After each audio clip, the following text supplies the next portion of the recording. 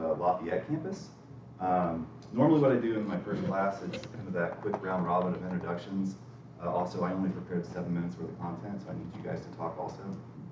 So if we can go through and tell me your name and what your major is, I'd appreciate it.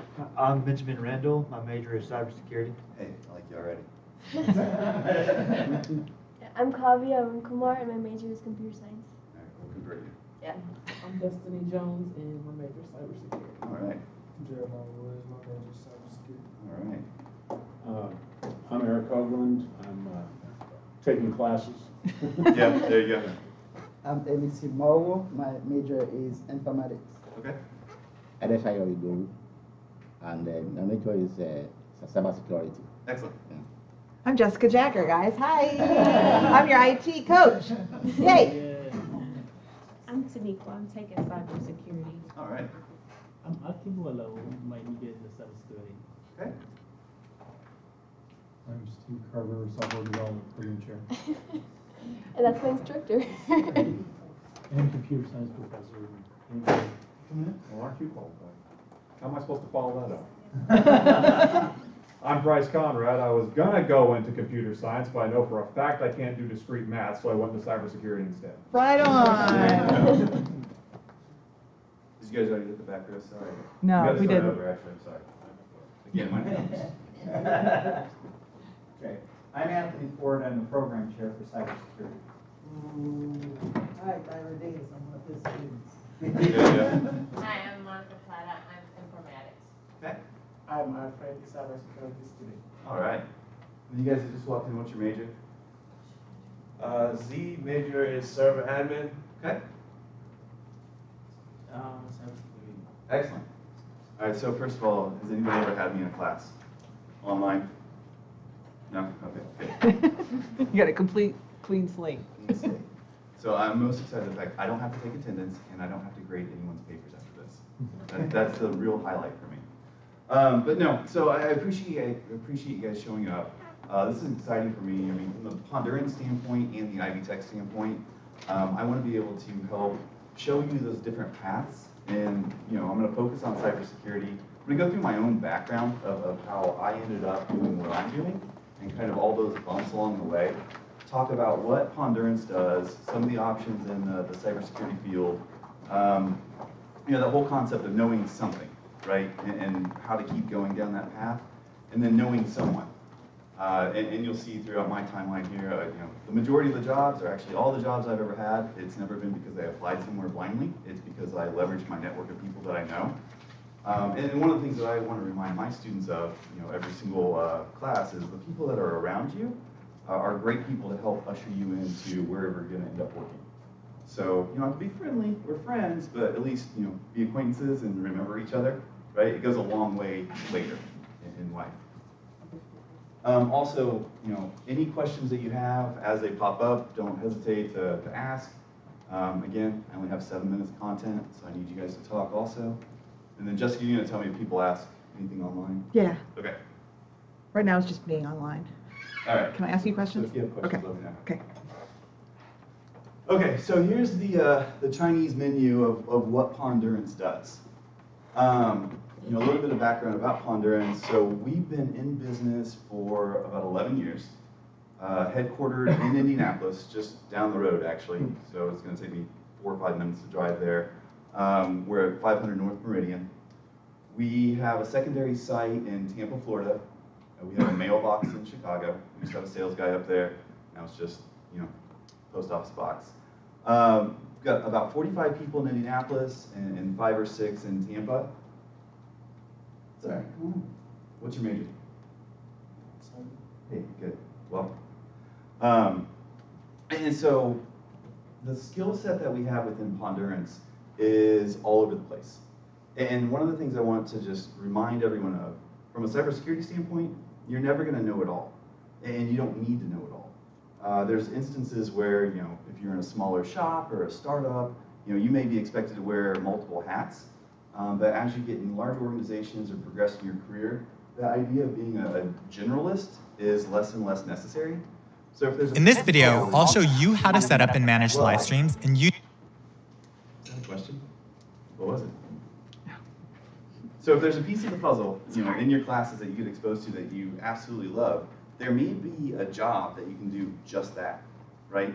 If there's something, that you're learning that you absolutely hate, there's probably a job that somebody else can do that you don't have to mess with. So, the discrete math piece, I mean, I get it. There's pieces of the puzzle where you're like, I don't like this. This is a roadblock to me learning this next thing or doing this next thing. Usually if you stick with it and you see the bigger picture, you'll have that aha moment, but also that aha moment can be, I don't want to do this, right? So my whole point in that is, if you fall in love with some specific aspect of what you're learning, you can probably make money doing it over a period of time. So I want to talk about these service lines real quick.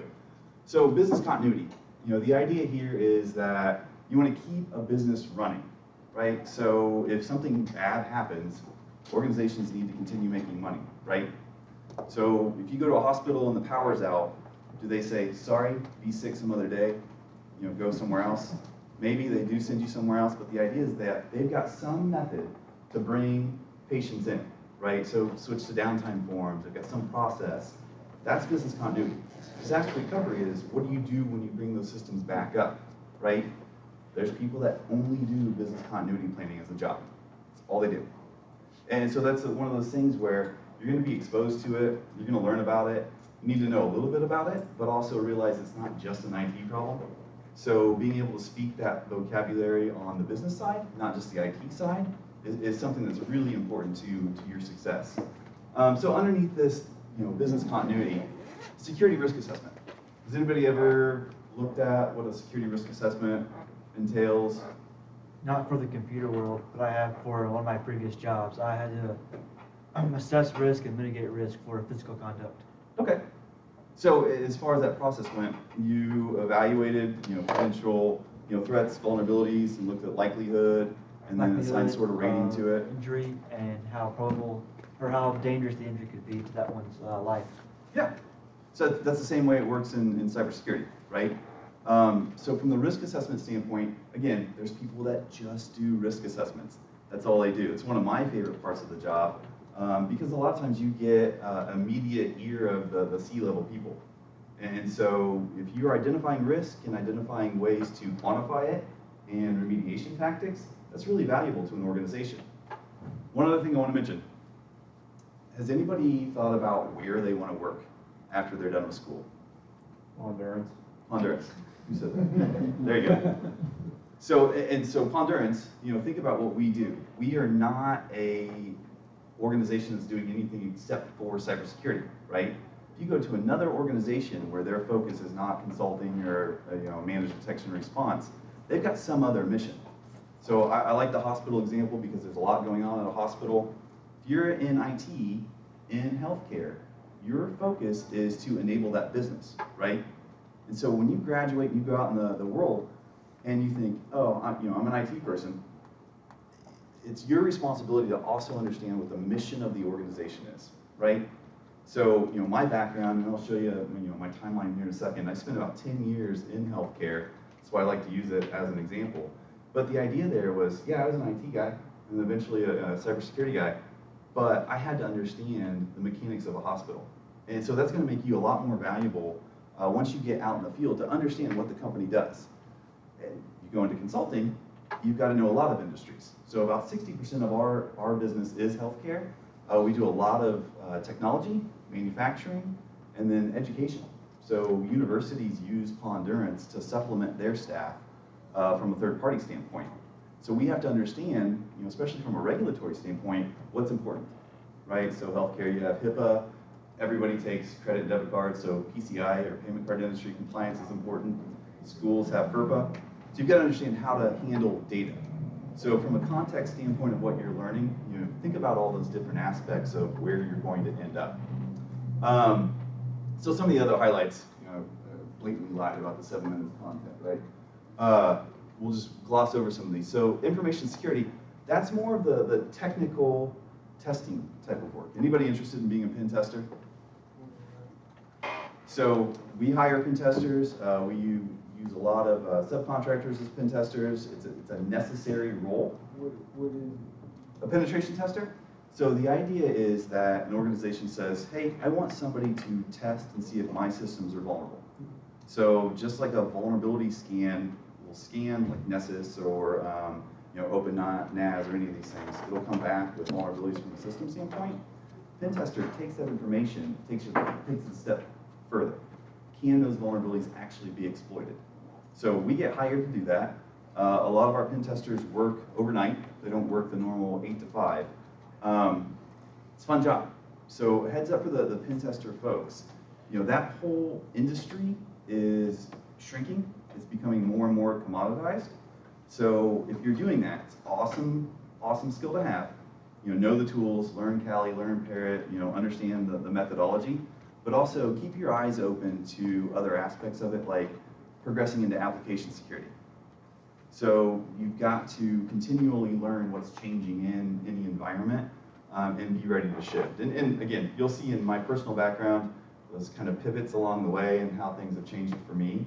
And the whole point of that is just saying, be open to continuous learning and being able to do what's next and what's right for you. And then compliance, it's the alphabet soup. So, Pondurance is a QSA company for PCI. So QSA, it gets real acronym heavy in our field, right? So it's a qualified security assessor. PCI is the payment card industry. So anybody that takes credit or debit cards has to go through this compliance step on an annual basis. For us, we do a point-in-time assessment. We say, all right, you passed or you failed, but we also give them recommendations to make their program better. So compliance is what you have to do, right, because you're going to get fines or shut down. Information security is what you should do. Or maybe that's swapped. I don't know. You decide. But yeah, so we're also do a lot of HIPAA work. So healthcare entities, hospitals, small physician practices, dentist office, all these places that handle your PHI, or protected health information, have to go through a HIPAA risk assessment. And then their vendors, their business associates also have to go through that. So I don't want to try to push you into consulting, but I'm just saying there's lots of options out there from being really, really busy with work. And then NERC CIP, this is from the energy industry. Used to be FERC, now it's NERC. And then there's a myriad of others. Like High Trust, for example, is one that we also do. You have a question? Yeah, kind of. I don't know how to explain. So I want to do my own business with cybersecurity. So all these are like different areas. Kind of. Yeah. Yeah, and you can focus on one, or you can do all of them and be a Pondurance competitor. See how that works out. Just kidding. And then the threat hunting response. So this is really neat. I'm going to talk a lot about the Security Operations Center analyst. And so I think this is one of the hottest jobs and hottest opportunities for people getting into the field to be a SOC analyst. That's SOC, Security Operations Center. Threat hunting and response is really managed detection and response. So we came out with this before Gartner decided to name it. And so we're sticking with the threat hunting and response, but really what it is, we are ingesting logs from our clients. So imagine their environment, it's either on-prem or it's cloud, we don't care. From the endpoint standpoint, on your workstations you have antivirus, right? We use Endgame or Cylance as endpoint protection. Then we've got network boxes that are branded beautifully that say Pondurance on them. We ingest all the internet traffic from our clients. And then also we have a SIM as a service. You guys familiar with SIM? Security Incident Event Management. We ingest all their logs from their servers, and then our SOC analysts proactively hunt those logs. So imagine from an enterprise standpoint, all the endpoints for workstations, all the server logs, and all the network traffic coming in. It's thousands and thousands of gigs a day per client. We've got clients all over the world. And so the SOC analysts aren't just assigned to one organization. They get to look at our entire client base, and then based on the tier of the SOC analyst, so a tier 1, this is what I think you guys should think about from a career standpoint. You're triaging a lot of information. So you don't have to be able to say, oh, this is something that didn't fire an alert on. You have to be able to react to an alert, understand source and destination from a networking standpoint, and then flag it appropriately based on event correlation, right? So one example is you get a hit on a network sensor where somebody clicked on malware via email. Seems bad, right? But if you have other areas that you can look at logs, like, oh, okay, I can also see that Trinmico fired at the same time and stopped that malware. You know, is that really something you have to worry about? Maybe, maybe not. But the idea is that you can kind of piece these things together to make a decision, you know, is my client at risk or not? And so it's a neat job. It gets you a lot of exposure from a networking standpoint and an information security standpoint. So I'll pause right there. Any questions? Anything I didn't cover on there that somebody's curious about? Yes, about the SOC analyst. Will the program here prepare you to start, or like, I mean, I don't know if you or Professor Ford can answer that question. Yeah, no, it's nice. And I forgot to mention, so the classes that I teach at Ivy Tech, so out of the Lafayette area, so I do the 105, the Security Plus class, I do the Digital Forensics class, and then also the Certified Ethical Hacker class. Those two are online. The one is face-to-face, Monday nights, 6 to 8:50 if anybody wants to audit it in Lafayette. Yeah, it's a good start. And so I'll pull up the job description here in a second, and you'll see what those requirements are, and then we can map it back to what you're learning, and see if we can make it click from a benefit standpoint. All right, any other questions on some of the Pondurance services? All right, so I'm going to blow this up a little bit, but my point here, this is my personal timeline. So this is something I've never shared on paper with anybody ever before. So I'm a little vulnerable right now. It's one of those things where I like to talk to my classes about how I got to where I am and some of those pivots in career that have mattered. And you'll see, I graduated high school in 1998, 39 years old. I had a son in 1999. He's 19 years old, right? So I was at Indiana University. Let me drill in here. So I started out, I was at IU. I was a cognitive science major. I absolutely hated it. It was horrible. I really, really liked one of my minors. It was computer science. I said, I like this. This is a lot more fun than I expected. And it was one of those pivotal points, and I've got these, the decision exclamation point. I realized, all right, this is what I want to do. About that same time is, I found out that I was going to have a kid, second semester of my freshman year. So again, I was 18. I didn't turn 19 until May. It was one of those things where it's like, okay, what am I going to do? I went and I got a job at a factory in Crawfordsville, R.R. Donnelly's, prints books, right? Stopping college was never an option for me. What I did, because I had to transition from IU to IUPUI, so I was in Crawfordsville, I would work from 11 p.m. until 7 a.m. every night. I got every other weekend off. And I would drive to Indianapolis for class. And then throw in the mix that, I had a newborn in November. So I had a couple weeks where it wasn't so bad, but then all of a sudden I had this new baby, right? And so I would work 11 to 7, and then I would take my dear little son to the babysitter, drive to Indianapolis, go to class all day, come home, pick him up from the babysitter, make dinner real quick, take an hour-and-a-half nap, and go back to work. I did that for 2 semesters. And so luckily, I had a lot of help from a forgiving professor standpoint. At one point, towards December, I was taking a technical writing class. It was on Tuesdays and Thursdays. And I wasn't on class on Tuesday. I never missed class. My professor called me. He said, hey, I know you got a lot going on. I just want to give you a heads up. We're going to have a pop quiz on Thursday. It was one of those things for me, I was just like, that's the kind of person I want to be, right? Like, I want to care so much about my students that if they're not there, I notice.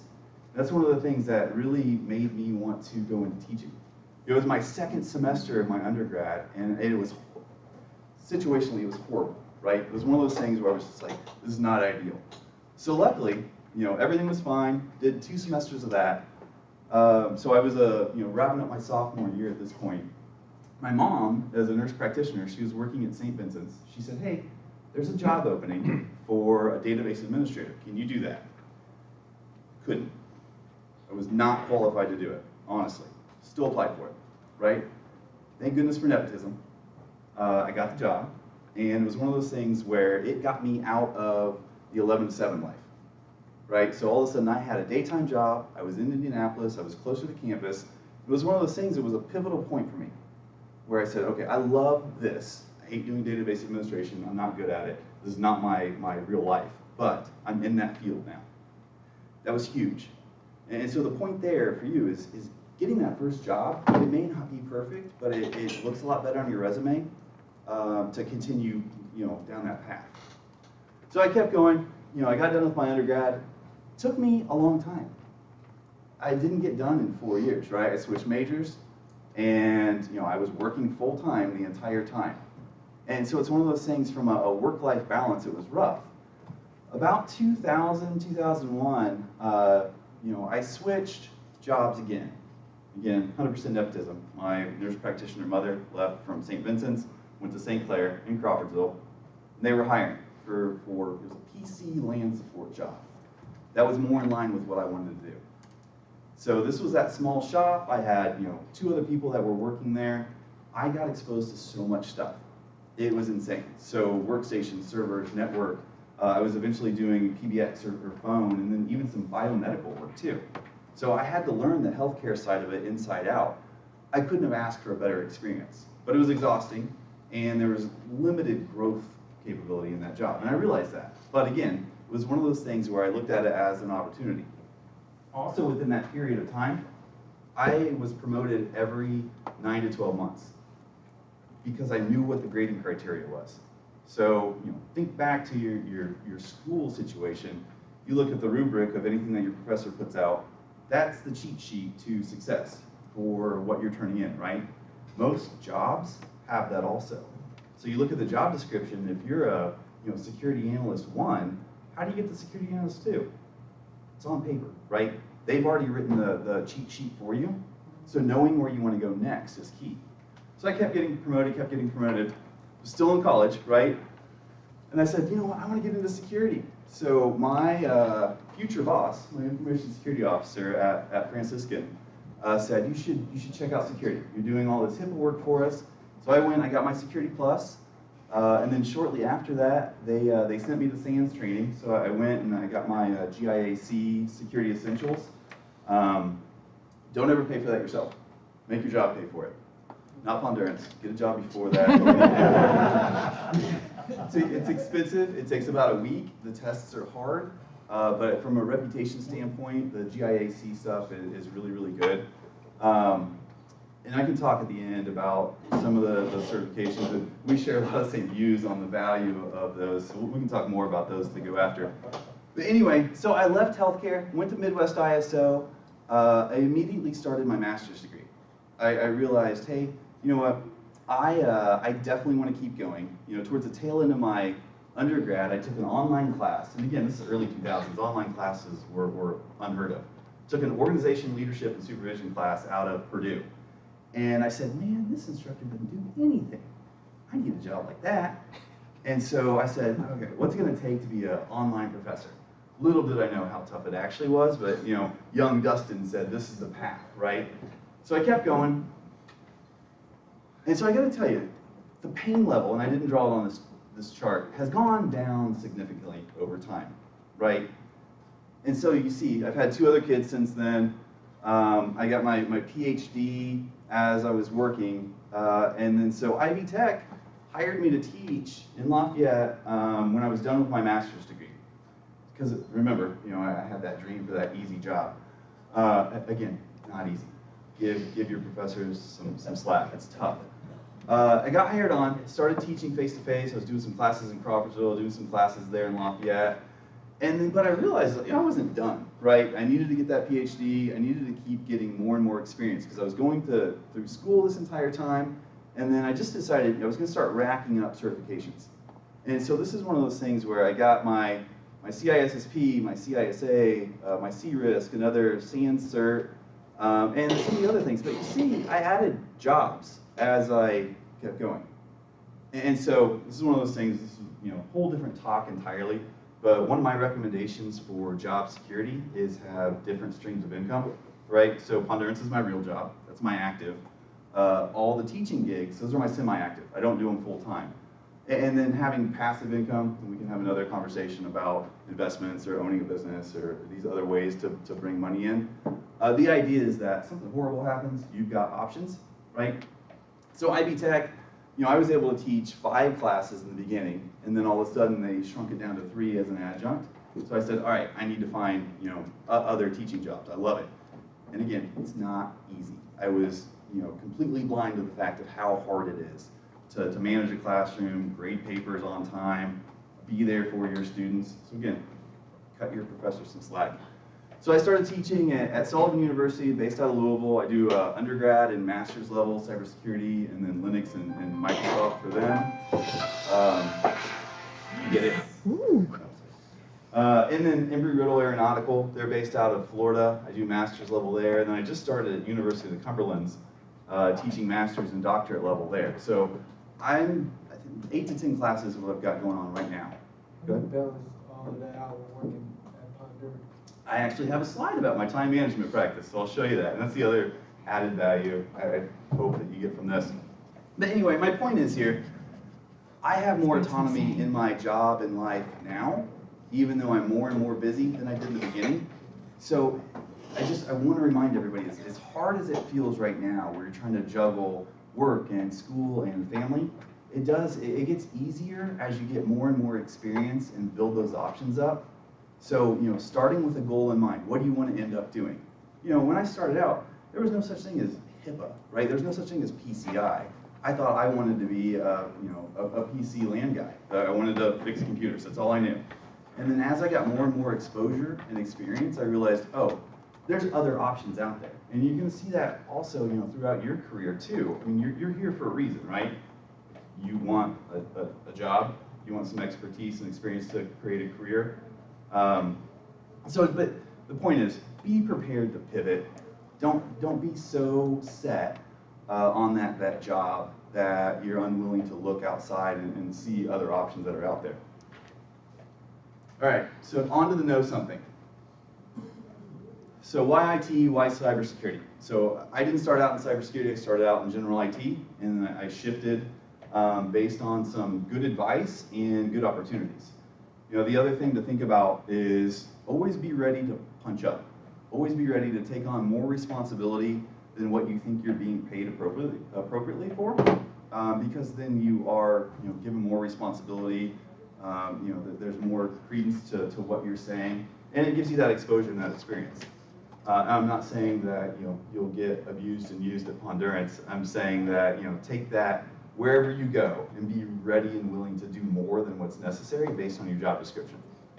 Because a lot of those decisions, from how do you promote and how do you give somebody more responsibility, it's the way you make those people around you feel, right? And then, does your manager trust you? Are you easy to work with? It's the other thing to think about. Your reputation matters. Indiana is tiny. Indianapolis is even smaller. The reputation that you build at your first job follows you around. So, I mean, it's not that easy to pull up your roots and move away. So, it's one of those where, if somebody comes to me and is like, oh, hey, I just got this applicant, and it says they got their undergrad from Ivy Tech. Look at it, oh yeah, the guy's a jerk in class, don't hire him. I'm just kidding. I only do that every other semester. But the idea is that it matters the way you act in class, right? We know lots of people, and we get asked about student performance. And you're not required to always give, I don't want to say an appropriate answer, but if it's one of those things where it's like, if you hesitate because you don't trust that person, the same way that you wouldn't refer somebody that you wouldn't want your name tied to, it's cause for pause. So, present yourself the way you want to be perceived. So, but cybersecurity, it's growing really, really fast. So $6 trillion annually cost and damages by 2021. What's that mean? We need more cybersecurity people.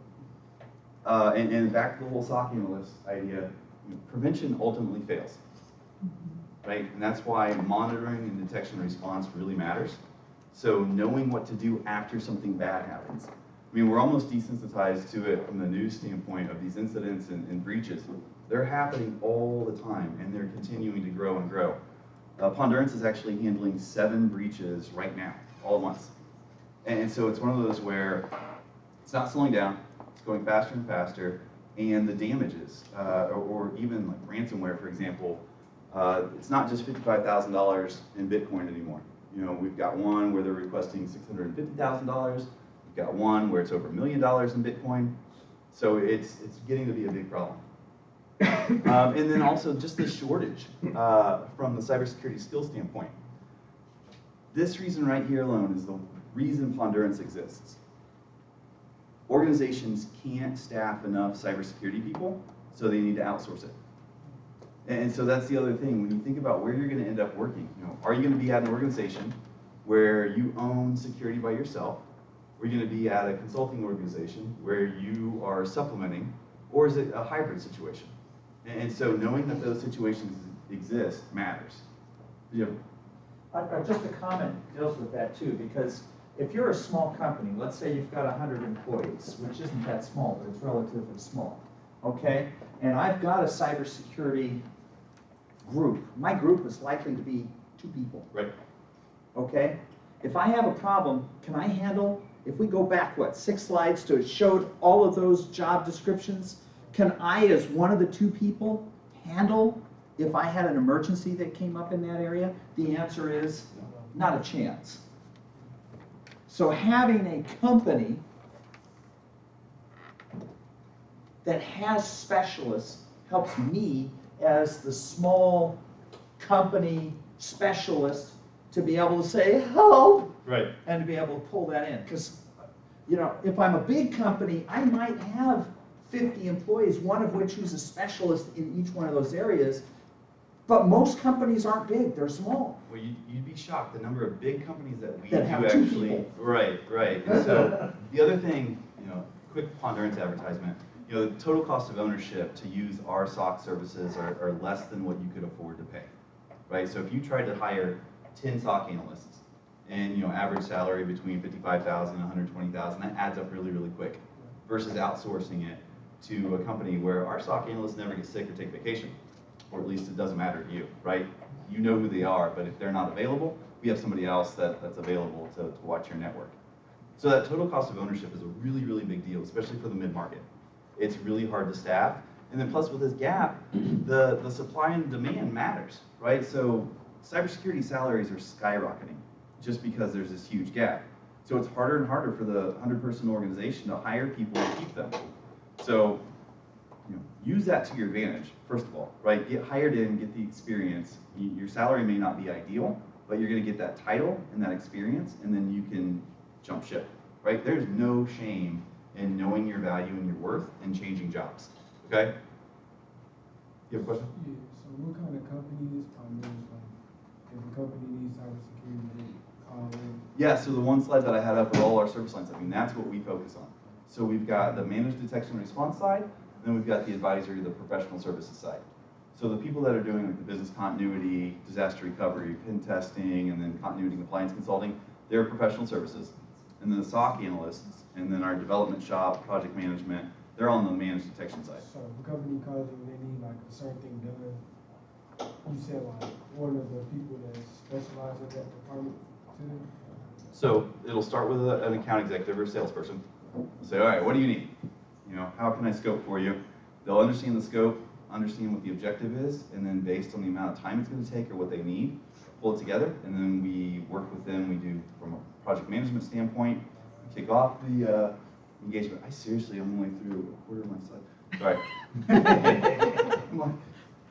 I may go really, really quick here in a minute. But yeah, so we've got this whole project initiation phase. But yeah, we deploy the people. They're there for a short period of time, get the work done, unless they are doing the managed detection and response.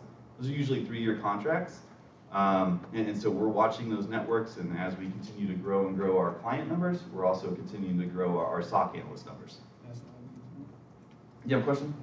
Yeah, so is it benefit for a company like having someone working on cybersecurity, know the system, network, the weakness, and where the company is strong, where the company is like weak, and then you just quit, you go to another job? Is it benefit for the company?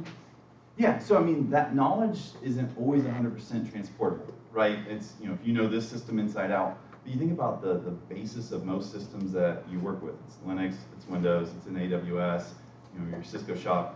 Just because one organization uses a certain way, it may not translate 100% to another, but those things that you've picked up along the way matter, and that's why your experience matters.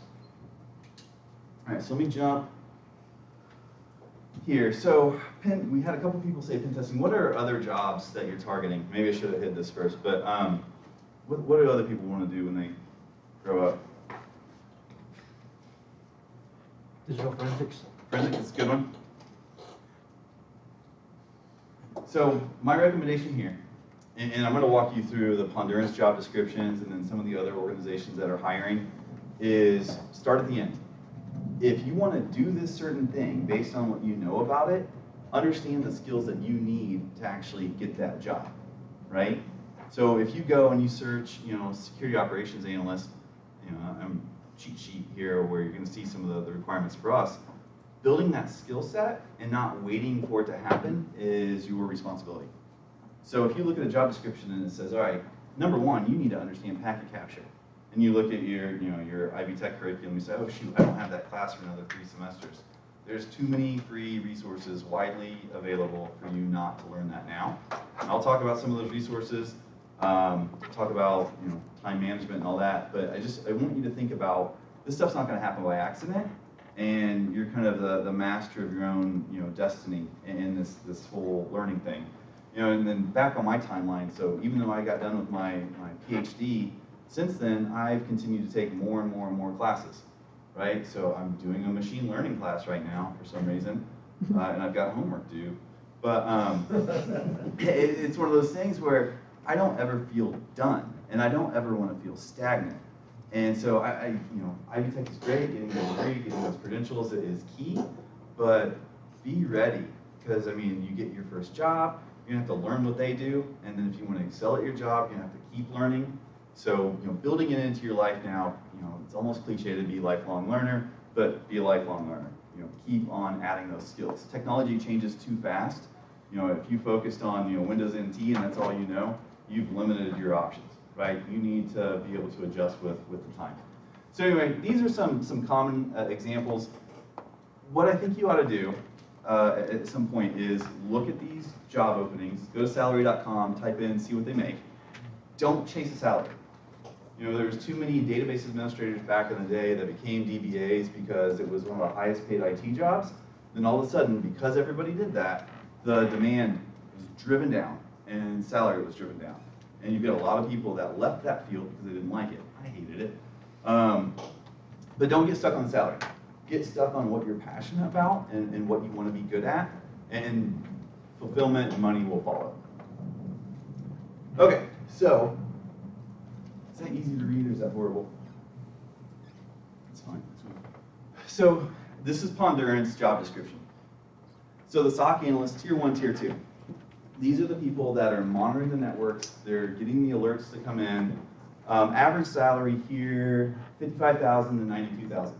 You go to the Ivy Tech splash page and it says the median salary is like $40 an hour. The other thing to keep in mind, be prepared to start lower. Like I said, starting in a smaller shop, getting that experience and that job title.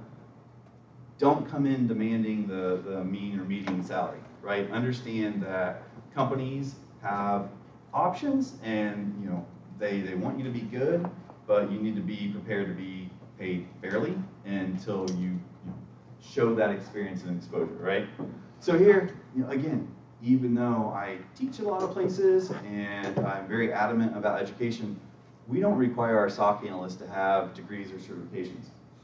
What goes a really long way here is that passion, and it's going to sound weird to talking to a bunch of IT people, but those soft skills or the transportable skills of being able to talk to people, being able to put an email together that makes sense, understanding project management.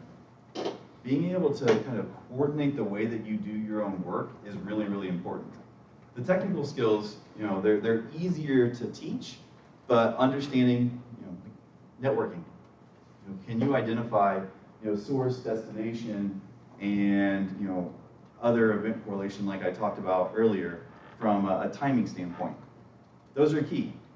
This job role right here is getting you exposed to thousands and thousands of gigs of data every single day. And you'd learn how to write regular expressions and do SQL queries and all these things. But knowing how to do it before you walk through the door is a big deal, right? So this is one of those options where you look at this and you say, okay, how am I going to progress my skills over time?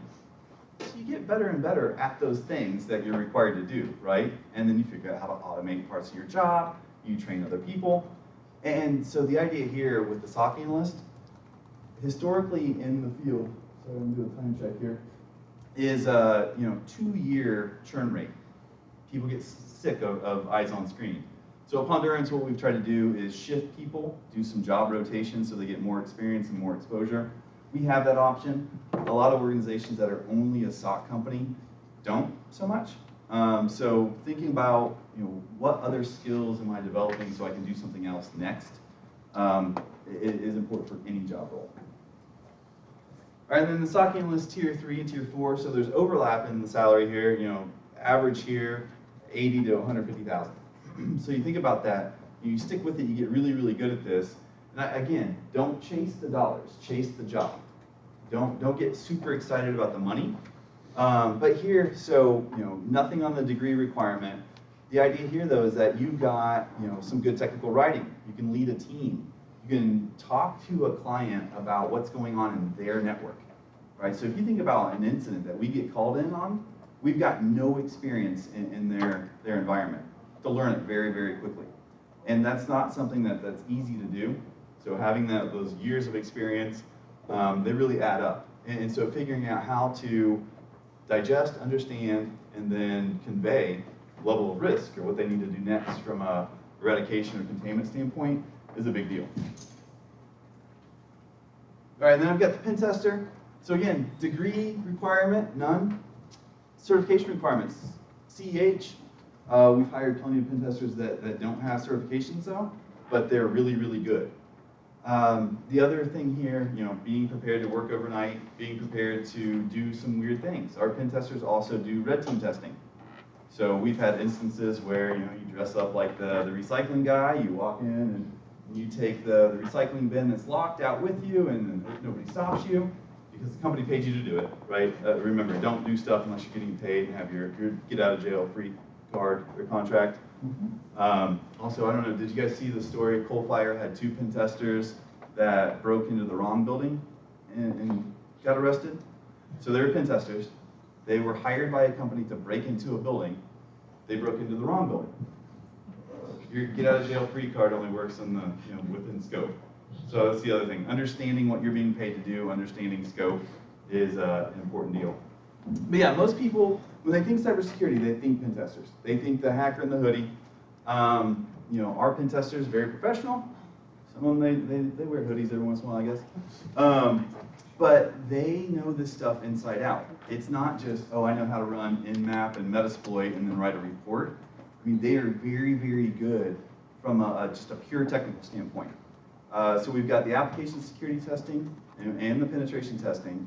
So they've got to know the tricks of the trade and all the tools, but they've got strong system administration background too. So pay attention to your Windows classes, pay attention to your Linux classes, and the networking piece of it. Yes, it's a narrowly focused skill set, but it's very, very broad to be good at it. But you said this specific job is going down, right? If you're only focusing on pure pen testing from like a OS or a network standpoint, it's getting more and more contained. People are offering it as more of a commodity from a cost standpoint, so doing more value add. That's one of the reasons we're doing more red teaming, pairing it up with like a phishing campaign, but then also doing the application. Pair this with something? Yeah, application sec. Did you have a question? Yeah, you said way earlier that your mother told you about this database management job, is that correct? And you had no experience. So my question is, for most internships, they at least ask people to have some kind of certification and year 2 experience. So I'm wondering, how did you conduct yourself in an application or interview to actually get the job? Knowing you had no experience. A good thing. So I made the joke that it was nepotism. It was because my mom worked there, but it wasn't just that. So one of the things that I do is compressed learning. So I had to learn SQL really, really quickly. I had to be able to query a database. And so what I did was kind of a personal crash course. Again, the cheat sheet, I knew what the job requirements were. And so I went after that, and what are the technical skills that I could digest as quickly as possible. So I didn't wait on certification, didn't wait on my degree. It was, I can do this thing. So, SQL was my answer there. So to give me myself like a visual, this is like one of those things like say my pilot job in part somebody to have some kind of pilot experience. So just to get like a visual, you talk about just like fire building with a util or some teaching Yeah. kind of thing. Okay. Yeah, and even Python's a good example. So Because when I was in high school, I took a computer science class, and I do have personal experience of how to use a Python. Yeah. I'm not perfect at it, but I do have experience. yeah, it's so like using GitHub, like publishing some of the stuff that you've done in the past, and saying, you know, everybody's making the joke that GitHub's the new resume, right? Being able to show what you can actually do, not just talk about it. But you know, things like that where you go after it and you know it well enough, being willing to listen and learn to what they need, and being adaptive, that goes a long way. Okay. And you see there's other free resources like. Yeah, and I'll show that, you know, on 13 of 25, and I've got 12 minutes, so I'll bang through it. But anyway, so here's a pen tester.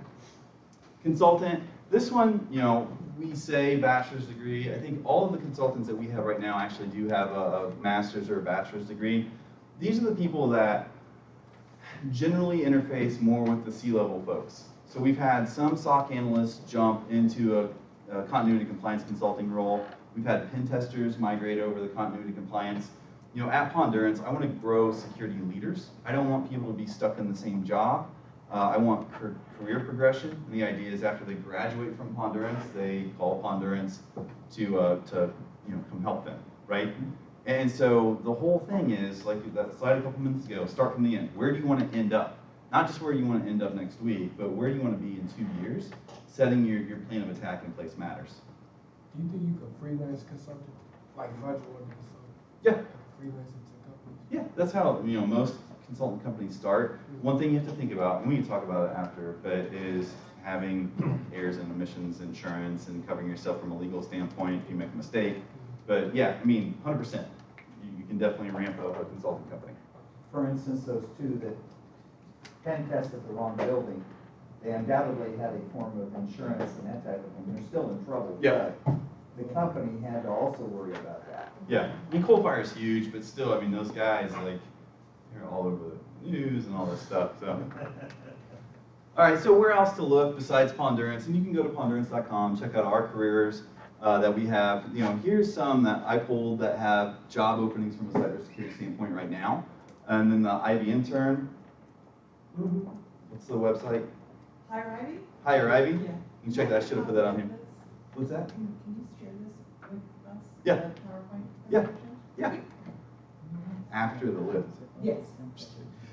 So, target an organization for job, not an attack. It's a hilarious joke.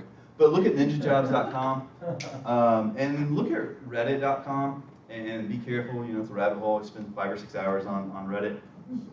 So these are jobs, and the idea here is figure out what you want to do, look at the requirements, and then how can you fast track yourself to getting those skills to do them.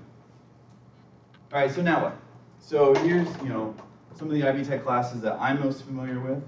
So, you know, I teach the 105, 135, and 225. So the Security Plus gives you a very broad look at security, right? You're not going to walk out of 105 as an expert in anything, but you're going to suddenly have more exposure than you would have before, right? So it follows the domains of the Security Plus. You know, they look at risk management, they look at encryption, they look at access controls. It's going to give you a better perspective of how this stuff all fits together. And maybe it gives you an idea of what you actually like. Because again, you don't need to know it all. There are job roles that focus on one thing. 2 of those examples, digital forensics. So our tier 4 and tier 3 SOC analysts also do incident response and digital forensics. So this class is outstanding, again, from an exposure standpoint. You're going to find a tool that you really like. You know, those labs, they're hands-on labs, they're good. But wherever you end up working, you'll have a different tool set that you're going to have to deal with. But at least you'll understand chain of custody and you know, preservation of evidence and how these things work together. And then the CEH, Certified Ethical Hacker, is great, but again, it's going to give you that methodology and that broad exposure. So the idea is that, you know, if you're passionate about what you're doing and you're excited about a job role, you're going to know more because you're going after it. And then, you know, the whole how do I go after it? I'm already paying for college, I'm already busy. There's lots of free resources out there. So cyberA.it is one that I like. You know, search for anything. They've got certification fast tracks, videos that can walk you through even some of these online tests.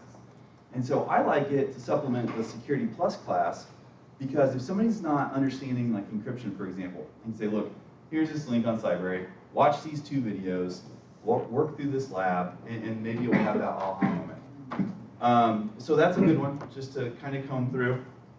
And then look at this. Free access via the Ivy Tech library to a bunch of books. Right? It used to be called Books 24/7. It's Skillsoft now. So I just logged into the library, clicked on the link that said books, and it said Skillsoft, formerly Books 24/7. I just did a cybersecurity search, but there's a lot of free stuff there too. So not needing to spend, $20, $50 on a certification book or some specific book, you've got free access from Ivy Tech already. Do you think it's like software development? Do you think it's similar in the fact that if you're reading textbooks that are free like that, you're usually like edition old or they're kind of antiquated technology, it's still worth going through because the technology doesn't change that much?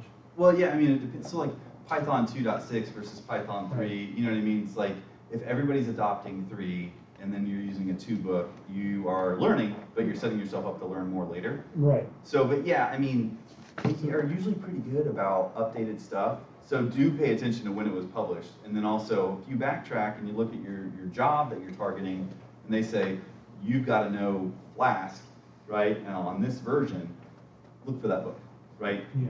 Yeah. So learning the old stuff is still good, still. Yeah, especially the base level theory stuff. Right. And again, I think that one of the keys is the last thing that you mentioned, that is you're targeting for a specific job, okay? You've done hiring, I've done hiring. And we recognize that one of the things that sets people apart in the hiring process is 2 things in my mind. Number 1, so what do you know about me? What do you know about Pondurance? Right. You're hiring, okay, you're out of here. Okay, well, you started in, and you've been president for, and you're doing this kind of stuff. It's my understanding that you also do this and this. Is that right? Okay, he's interested. Even if you tell him, and I've done this, I went to your website and I looked at it for a few hours, and this is what I saw. Yeah. Okay, that tells me I'm really interested. Right. As an employer. Okay. The other thing is, you talked about it also. I want to do database. What in the world is database? Oh, SQL is one of the things. I saw that. What is SQL? And even if you just go into the free sites and get a basic idea of what it is, when you walk into the interview, one of the things they're going to say is, what is SQL? What's SQL? I think it deals with database. Okay, that helps. Right. The more you know, the more, okay, I really don't know a lot, but I went online and I found this. Oh, you're willing to learn. You're willing to look up, you're willing to understand. Oh, you might not know nothing about my company or about what it is, but I'm willing to hire you just because you're willing to push. Yep. That's It's key. that desire. It goes a long way. But yeah, use those free resources. Another one that I love, podcasts. So I listen to Paul Asadorian's paul.com. So listening to that. So again, it gets you exposed to a lot of things that you wouldn't otherwise hear that are going out. It's kind of distilled and pulled together for you. All right, and then here's my time management. It's here or how. So my whole thing is plan your work, work your plan. So if you ever take one of my face-to-face classes, the first thing that I have you do is plan your week. And so it's the ideal versus the actual. And so what you do, you just put down the 7 days and then the 24 hours and say, if I had a perfect day, how would I plan it? And you've got to prioritize. You say, I've got to sleep, got to eat a couple times, I should be exercising, and I need to study, right? It doesn't happen by accident. And then I tell my students, Sunday evenings, it's the best time to read. Do your discussion posts on Wednesday, and then do your labs on Friday, Saturday, Sunday. If you email me Sunday night at 10:30 because your lab doesn't work, I'm in bed. I'm not going to respond to you, and your assignment's going to be late. So don't wait until the last minute, right? So you've got to put a deliberate plan in place and figure out what those requirements are. You got to plan fun, right? I put PUBG on there. Yeah. So on Wednesday nights, I deliberately left out Wind Down Wednesday with the neighbors because I didn't want to be embarrassed about saying that out loud. But now that we're together. But yeah, and it doesn't always work out this way. Stuff pops up. I mean, I've got 3 kids, I've got 5 jobs, a wife. Stuff happens. My ideal week does not always work out. But I at least have a plan, right? And I can get back on track. So that's my advice. If you're balancing, family, job, and school, and then maybe some additional learning, when's it going to happen? You've got to make time for it. So, if you spend 4 hours a night playing PUBG, or what's the cool game? Apex Legends? I don't even know what people play now. But if you spend a lot of time doing something that isn't necessarily propelling you down the path that you want, then maybe tone that down a little bit. I'm not saying be so driven that you don't have any fun, but balance it out. Keep future self in mind. That old saying, best time to plant a tree was 100 years ago, next is today. It's the same thing. Invest in yourself from a career standpoint. All right, so that's that. Know someone, I'll breeze through this. Networking 101, talk to people. That's my TED Talk. No, I'm just kidding. But no, networking 102, go where people are, right? So I pulled this off of Eventbrite on the left here. So 2 of these, coincidentally, are Pondurance events. It was completely by accident. So we've got a SOC meetup, and so this is open, you can register for this. And then our fall security briefing is on the 31st. And so these are things where, yes, Pondurance people will be there, but also organizations. And nobody's going to know you unless you introduce yourself, right? You've got to talk to people. You've got to, express that you're interested in what they do. And that's the other thing where you've got to get out there and understand those options. Because if you are very, closed off, and so, you're not seeing what's going on out there, what people care about, you're not going to be prepared when it's time to actually jump into that career. So get out there, meet people, and again, you got to plan for it. You got to put it on your schedule. You don't have unlimited time to do networking probably, but so pick deliberately. There's 2 in the middle, I'd say pick deliberately.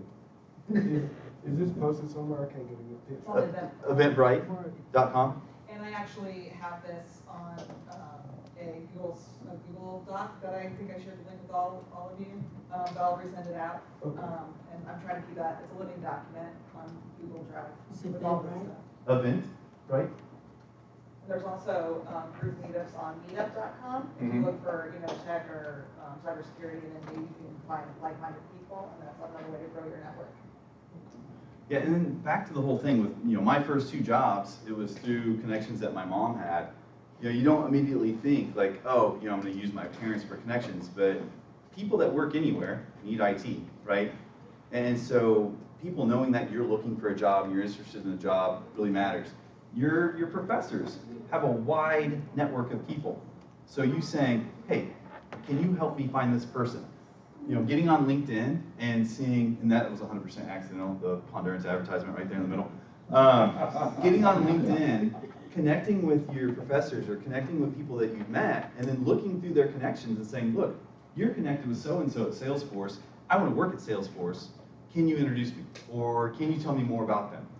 That's how it works. I've never applied for a job, except at Ivy Tech, that wasn't through a reference. And so I think that matters. Even applying at Pondurance, you have hundreds of resumes come in a week.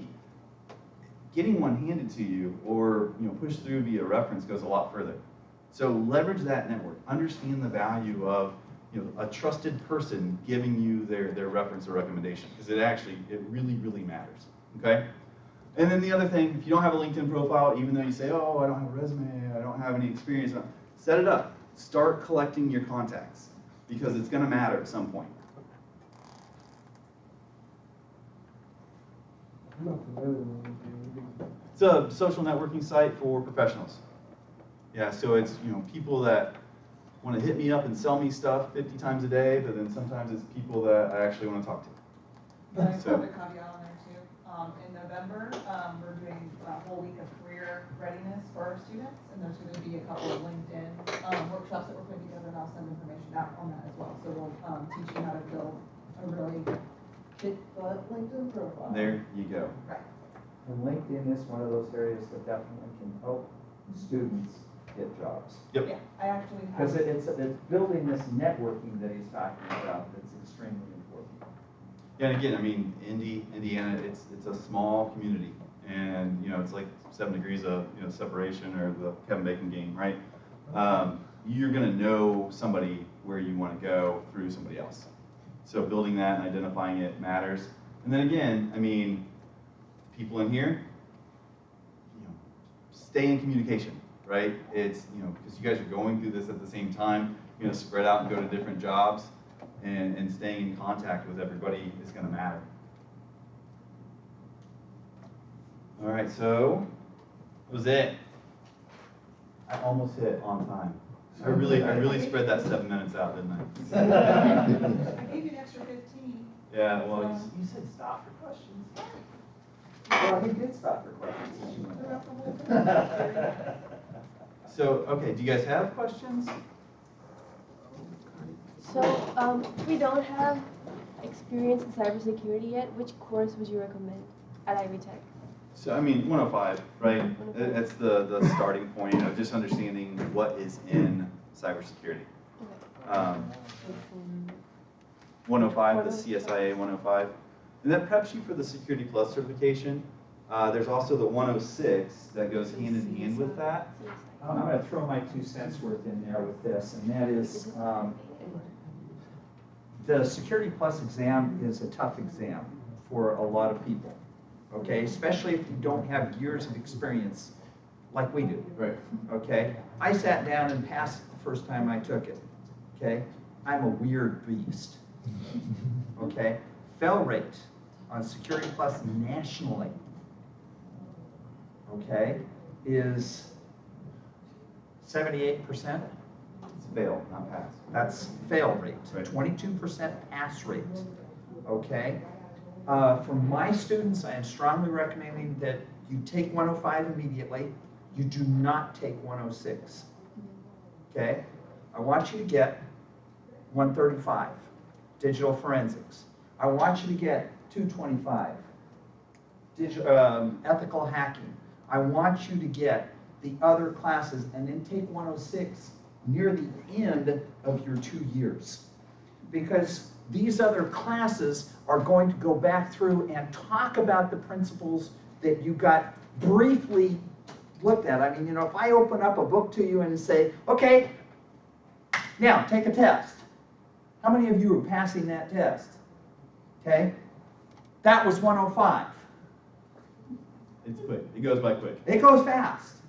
But if I can open this book up to you again a few more times, and more in depth in one area, more in depth in one area, more in depth in one area, and then have you go back through 106, and now you're going, oh, I remember these things.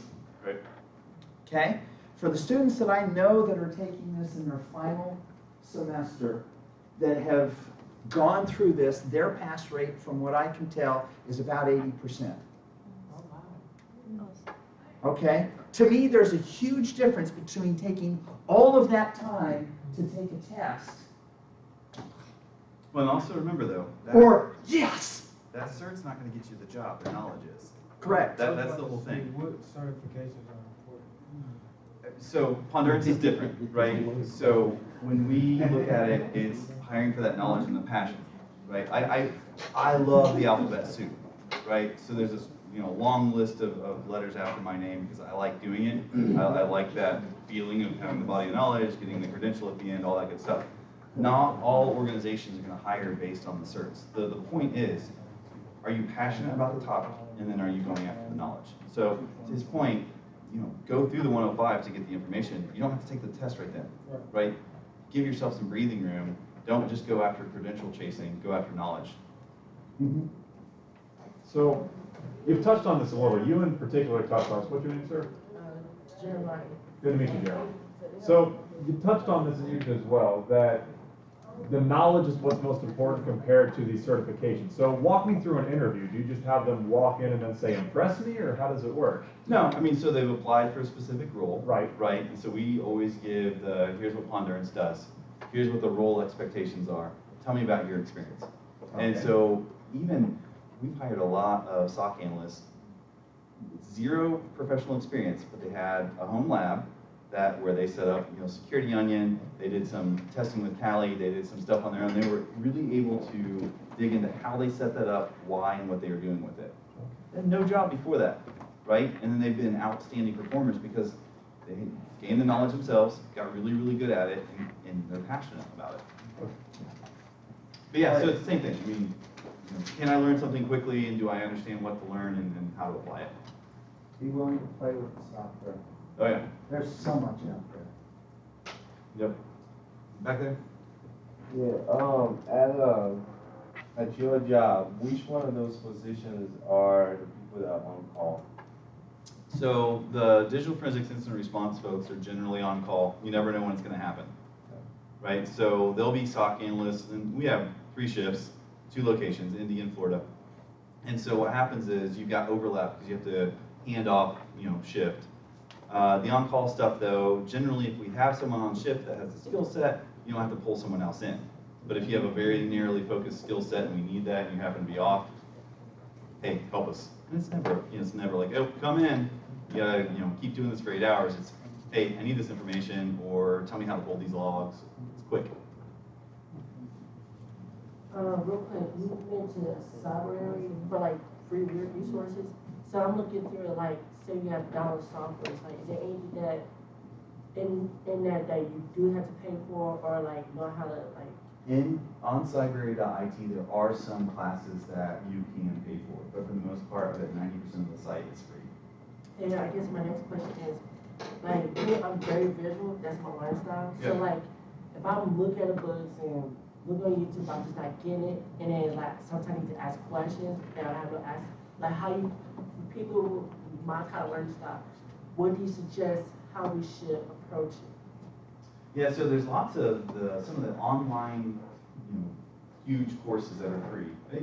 Ivy Tech, use your instructor, use your class, and, all that good stuff. There's a lot of times there's forums that go along with. So if something's not clicking, you say, hey, I'm running into an issue on this lesson. Anybody else running into it, help me understand. Users groups. Yeah. Users groups are excellent for that. And the subreddits, on reddit.com, if you don't know what Reddit is, you need to know it because there's a subgroup for everything. Yeah, be careful what you search for because on Reddit, we're still advertising there, so you'll see my face where it says AI equals authentic intelligence, and it's me. Good. Or you just pay to not see ads, that would be good too. Do you have a question? Yes, going into the technical field of cybersecurity, I've been so used to the other side of the field, like business analyst work and technical writing. I already have that background. But I'm curious, like, what is your performance management? Is it like I have to write up what I did this whole quarter, or do you just come to me and say, you messed up on this? No, that's a good question. So from, the adage is what gets measured gets managed, right? So a security consultant, pen tester, or continuity compliance, their main focus is on time, on budget, right? So if I say, all right, dear consultant, you've got these 3 different projects, they never start the same day. I mean, I wish they would, right? You've got 200 hours to complete this thing.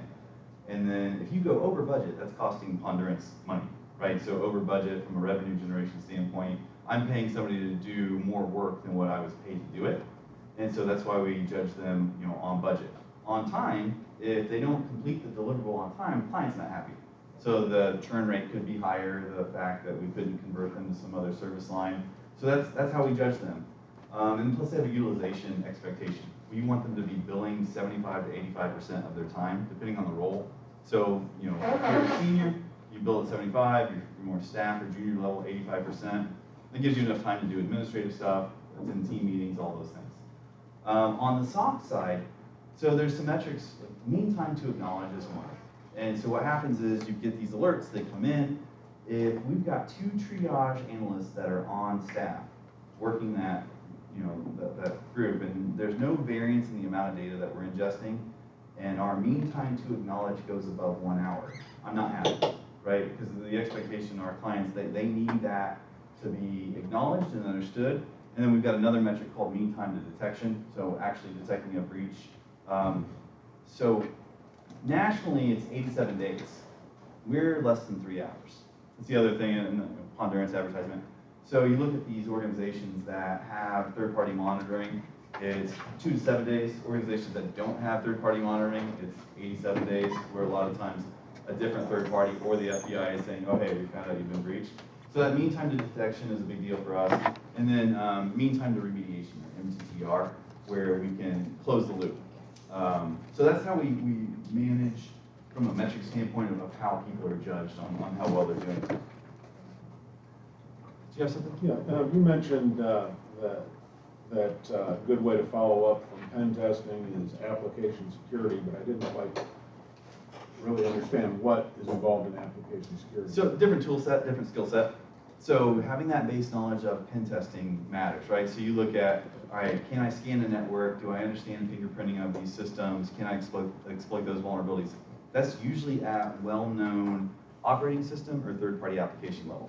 AppSec is stuff a lot of times that's developed internally that like Nessus isn't going to have a vuln list for, right? So being able to run Burp Suite up against that coded app and then understand the output and then do the same thing from the pen testing standpoint, but it's not a Windows exploit and Metasploit, it's an application exploit based on that custom code. So it's just a higher, I don't want to say higher tier, but it's a different skill set that builds on the pen testing.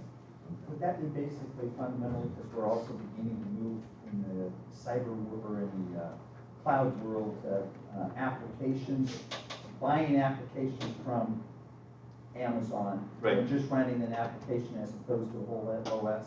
Yeah, well, it's interesting because we've got a lot of clients that do kind of that modular setup where they've got, you know, their on-prem systems and they've got the third-party systems and then software as a service or anything that they're using. If it's owned and hosted by Amazon from the marketplace, for example, the client, our client, has to get permission from Amazon for us to test it because it's still technically Amazon's, right? Mm-hmm. And so we can bump up against that from a pen test standpoint. Look at Docker or any of these container technologies, plus those apps, but then also if they're running custom code in there, like their AWS VPC or wherever it actually lives. Yeah, so the permission matters, the scope matters, and then also the skill set is a little different. Other questions? You make mentions of the area of where you can work and when you are working in companies where they need cybersecurity, maybe they can only avoid 2 or 3 people. At what point and at what certification you need to have as a cybersecurity to be as a consultant? To be what? A consultant. To be a consultant. Like oh, to be a consultant. Yeah. Yeah. So I mean, nothing, right? If you have some skill that somebody's willing to pay you for, you're a consultant. So right? You didn't need to like have like maybe CCIE or CCIP or something that you need. The thing is, it depends on the tolerance of your client. What do they want? So we've got, you know, if you try to go do work at the state, for example, any consultant that they bring in, they want you to have the CCI or CISSP. Some clients, they want, if you're going to do incident handling, they want you to have the GCIH. You know, not all clients are the same. So you saying and presenting your own value prop, I'm really good at this thing. It's because you're really good at that thing, not the credentials. Get the credentials if somebody's requiring it, right? But I wouldn't say there's any like, all right, once you have this, you're a consultant. I've hired consultants that have been really, really successful that have no certifications. And it's funny, so we're a QSA company, all of a sudden they made the requirement. So we would send people to get QSA certified. They changed the requirements to where you had to have an audit cert and an information security cert. So all of a sudden I'm like, all right, sorry, you had to go take this test, get your QSA, now I need you to go take the CISA and the CISSP. I'm sorry, but please go do it. Otherwise we can't sell PCI work. It's one of those things where we wouldn't have done it unless somebody else was making us. I have a question. Dealing with cybersecurity, I was selecting my classes and I was looking into like Linux virtualization and I can't remember the other stuff I was looking at. So how valuable is like Linux virtualization? And I was debating between that and CSIA. Was a real thing that's dealing with forensics. Yeah, advanced forensic, digital forensic. So how valuable is this to a both? Depends on what you want to do. I mean, I say both, right? That's the easy answer. I really think Linux skills are important, especially in cybersecurity. Right, because I was really looking heavily into that. But if you want to do forensics and be able to investigate the digital forensics, doing the Linux class first and help me on the, I don't remember what number. 111, SFAT 111. Yeah, if you do Linux first, it will set you up for a little bit more success on the forensic side because you'll have that Linux experience. Some of our degrees, by the way, it's an option. In my mind, Linux is not an option. No, it's too pervasive. It's way too pervasive. You have to take Linux. Take SFAT 111, even if it's not part of your curricular core. If you're interested in cybersecurity, take 111. You have to take 111. There was other there was other virtualization that came in the top of my head that I was really interested in looking into. I think it was like, if it's AWS? AWS, no, it wasn't that one. There was another one. I think it's like step above Linux virtualization.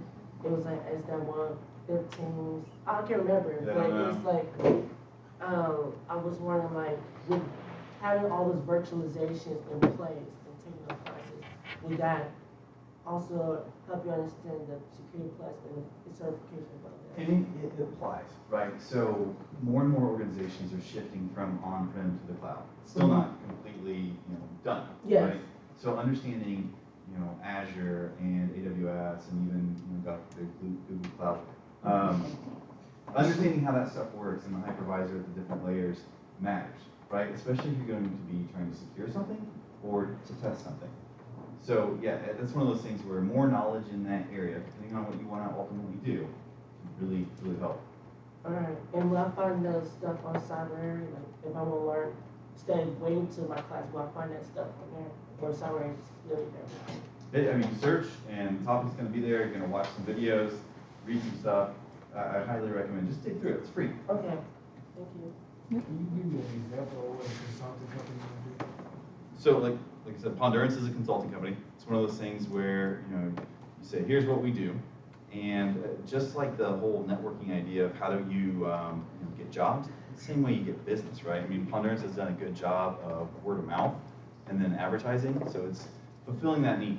So somebody that needs you to do something, you think about what's the scope of work?